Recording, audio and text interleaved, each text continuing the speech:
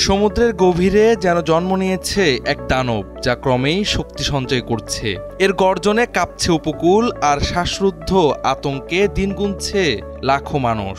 ঝড় নয়, একে বলা হচ্ছে ধ্বংসের আগুন। কারণ এই ঘূর্ণিঝড়টি রূপ নিতে চলছে সুপার টাইফুনে, যা একবার আঘাত হানলে সবকিছু তছনছ করে দেওয়ার ক্ষমতা রাখে। বিশাল আকৃতির ঢেউ, দমকা হাওয়া ও পাহাড় ধসে জনপদ ডুবে যেতে পারে মুহূর্তেই।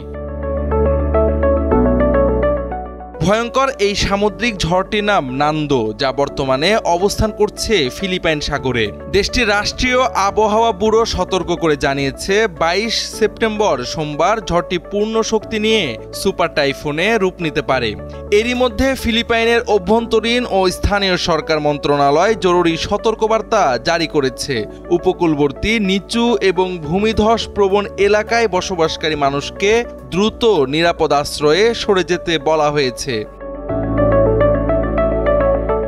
প্রেসিডেন্ট ফার্দিনান্দ মার্কোস জুনিয়র ঝড় মোকাবেলায় সর্বোচ্চ প্রস্তুতির নির্দেশ দিয়েছেন। জননিরাপত্তা রক্ষায় বন্ধ করে দেওয়া হয়েছে সব ধরনের নৌযান চলাচল। জারি করা হয়েছে মদ্যপান নিষিদ্ধের নির্দেশনা। ছোট নৌকা কিংবা মাছ ধরার ট্রলারগুলোকেও সমুদ্রে না যাওয়ার অনুরোধ জানানো হয়েছে। সরকার আশ্রয়কেন্দ্রগুলো প্রস্তুত রাখার নির্দেশ দিয়েছে, যাতে বাস্তুচ্যুত মানুষ, শিশু ও বৃদ্ধরা নিরাপদে থাকতে পারেন। পর্যাপ্ত খাদ্য, পানি, বিদ্যুৎ এবং চিকিৎসা সেবা নিশ্চিত করতে সংশ্লিষ্ট বিভাগগুলোকে সর্বোচ্চ সতর্কতায় রাখা হয়েছে।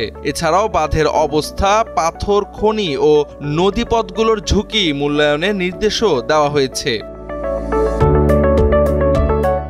আবহাওয়া পূর্বাভাস অনুযায়ী যদি নান্দো সত্যি সুপার টাইফুনের রূপ নেয়, তবে তা বাতানেশ বাবুয়ান দ্বীপপুঞ্জের পাশ দিয়ে অতিক্রম করতে পারে। এর ফলে বাতানেশ, কাগায়ান, ইলোকোস নর্তে ও ইলোকোস সুর উপকূলীয় অঞ্চলে জলোচ্ছ্বাস, ভূমিধস এবং প্রবল বৃষ্টিপাতের আশঙ্কা রয়েছে। এসব এলাকায় ইতোমধ্যে সর্বোচ্চ সতর্কতা জারি করা হয়েছে। বিশেষজ্ঞরা বলছেন, এটি যদি পূর্ণ শক্তির টাইফুনের রূপ নেয়, তাহলে এটি হবে চলতি বছরের অন্যতম ভয়াবহ প্রাকৃতিক বিপর্যয়। ডেস্ক রিপোর্ট, সময়ের আলো।